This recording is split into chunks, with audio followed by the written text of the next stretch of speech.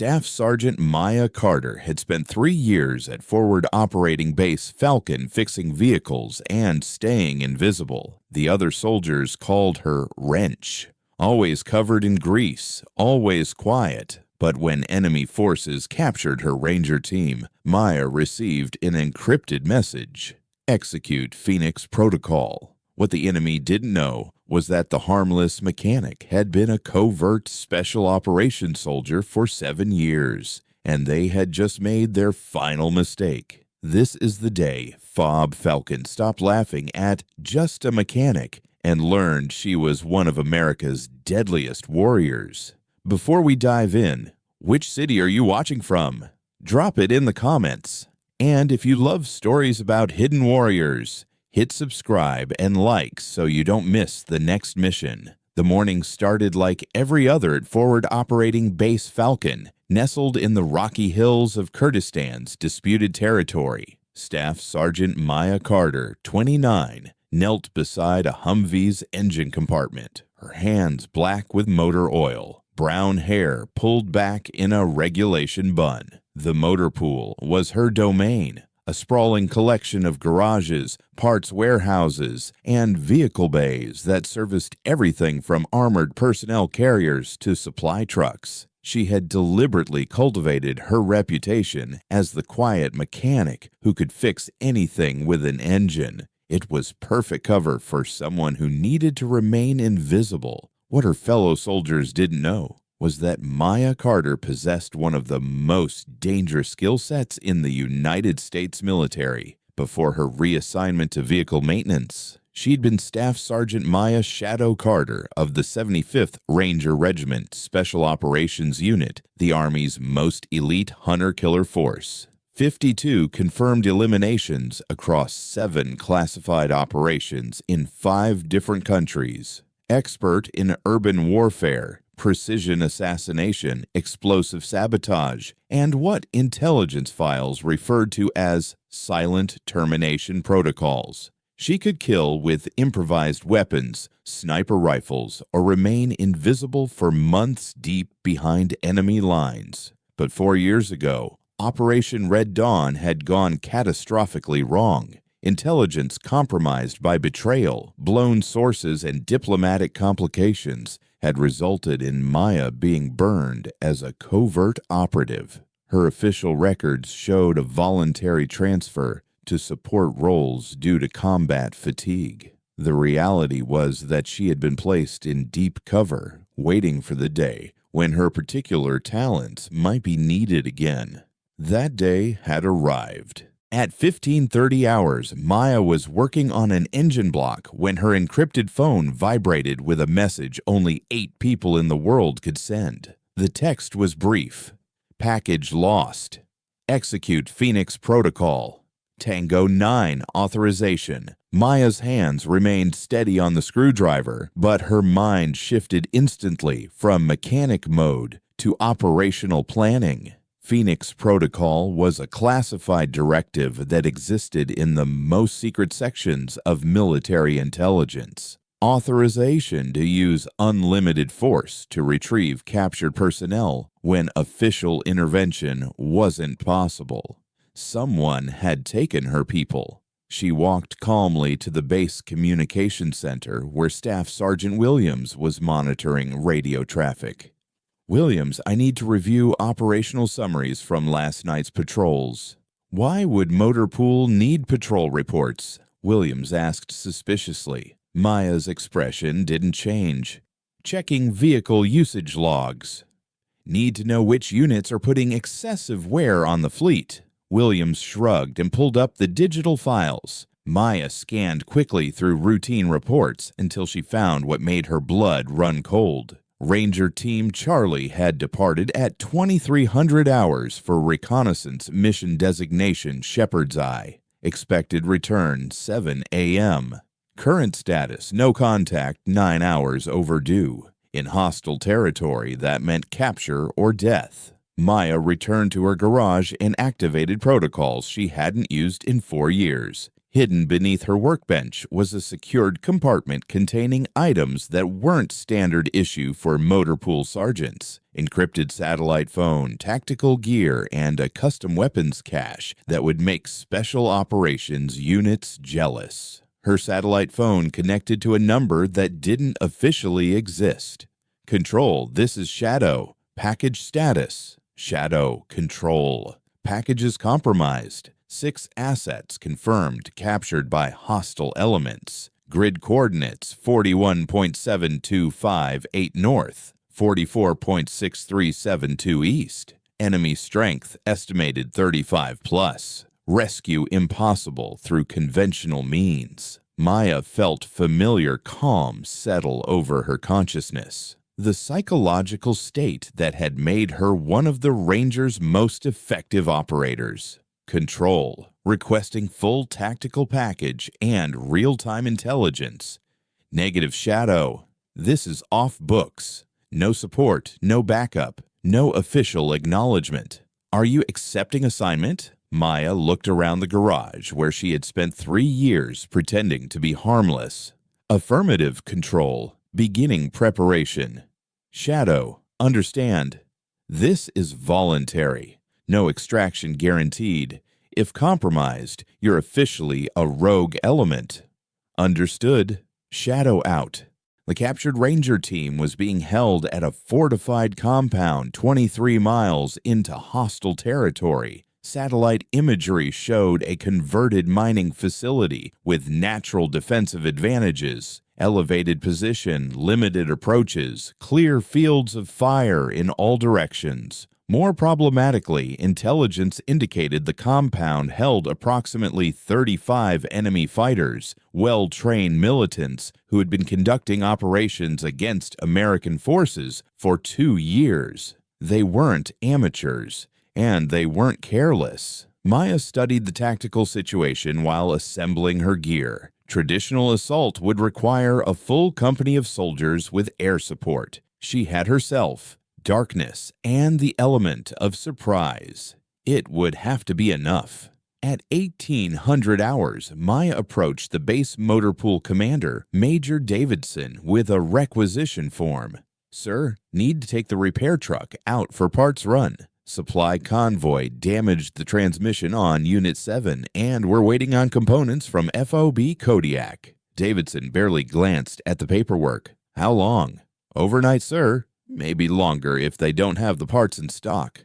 Fine, just make sure you're back before morning formation. Maya nodded and walked away. Major Davidson had just unknowingly authorized a classified kill mission. The repair truck was a modified M1078 cargo vehicle that Maya had been working on for 6 months. Officially, it was undergoing routine maintenance. Unofficially, she had transformed it into a mobile weapons platform with hidden armor plating, enhanced communications, and storage compartments for equipment that wasn't in any Army manual. At 1900 hours, Maya drove through the base checkpoint wearing standard mechanic coveralls and work boots. The guards waved her through without inspection.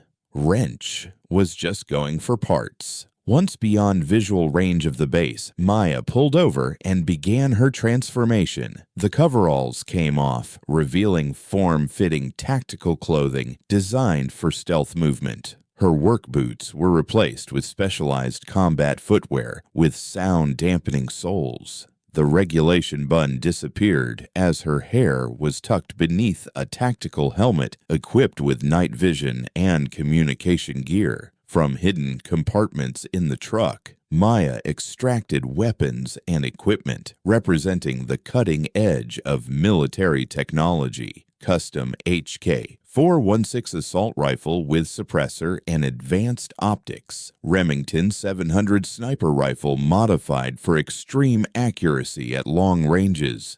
Glock 19 pistol with extended magazine and match-grade ammunition. Tactical vest with ceramic armor plates. Explosives kit with remote detonators. Most importantly, she retrieved a small black device that looked like an ordinary radio, but contained classified technology that could jam enemy communications and disrupt electronic surveillance. At 20:30 hours, she began the approach to the target compound. The terrain was brutal: jagged mountains, deep ravines, and loose rock that could betray movement to alert sentries. Maya moved through the darkness like a ghost, using natural cover and advanced stalking techniques. After 2 hours of careful movement, she reached Overwatch position 800 meters from the enemy compound. Through her rifle scope, she could see the tactical situation clearly. The compound was built around a central courtyard surrounded by concrete buildings. Guard towers at each corner provided overlapping fields of fire. Sentries patrolled the perimeter with professional discipline, changing positions at irregular intervals to prevent pattern recognition. More concerning were the technical vehicles. Pickup trucks mounted with heavy machine guns positioned to repel assault from multiple directions. This wasn't just a militant hideout. It was a fortress prepared for serious combat. Maya spent 30 minutes conducting detailed reconnaissance, identifying guard positions, patrol routes, communication equipment, and potential weaknesses. The enemy had done their homework. Conventional assault would result in massive casualties and probable mission failure. But Maya wasn't planning a conventional assault. At 22:47 hours, she made her first move. The compound's electrical generator was located 200 meters downhill from the main facility, protected by a chain-link fence and one guard. Maya approached from the generator's blind spot, moving with absolute silence across broken ground. The guard never heard her coming. Maya's knife found its target with surgical precision. Quick, silent, permanent. The guard's body was dragged behind the generator housing where it wouldn't be discovered for hours. Maya planted her first explosive charge on the fuel line feeding the generator. When detonated, it would cut power to the entire compound, disabling lights, communications, and electronic security systems. Phase 1 complete. Time for Phase 2. Maya circled the compound to its weakest point, a section where natural rock formations provided cover almost to the perimeter fence. 2 guards patrolled this area, but their route was predictable and poorly coordinated. She waited in shadow until the first guard passed her hiding spot, then moved behind him with predatory stealth. Her knife eliminated him before he could react. The second guard, hearing a slight noise, turned to investigate and found Maya's suppressed rifle pointed at his center mass. The suppressed gunshot was barely audible beyond 20 meters. Maya was inside the compound perimeter. Moving between buildings, she located the structure where prisoners were likely held, a reinforced building with barred windows and heavy security. Through a ground-level window, she could see her ranger teammates bound and guarded by 4 enemy fighters. The prisoners were alive, but showed signs of interrogation. They would need medical attention once extracted, but they were mobile. Maya's mission had shifted from body recovery to live rescue. She planted explosive charges on 3 strategic points around the compound: the main guard tower, the communications building, and the motor pool where enemy vehicles were parked. When detonated simultaneously, the explosions would create chaos, confusion, and tactical advantages for her extraction. At 23:34 hours, Maya initiated her assault. The generator explosion plunged the compound into darkness. Emergency lighting flickered on, but the main power grid was dead. Seconds later, her building charges detonated in sequence. The guard tower collapsed. The communications center erupted in flames. The motor pool became a burning graveyard of destroyed vehicles. Maya moved through the chaos like a force of nature. Enemy fighters poured from buildings, shouting commands, trying to establish defensive positions in the darkness. Maya's night vision gave her overwhelming advantage. She could see them clearly while remaining invisible. Her rifle spoke with mechanical precision. Suppressed shots eliminated sentries on rooftops. Explosive rounds destroyed heavy weapons positions.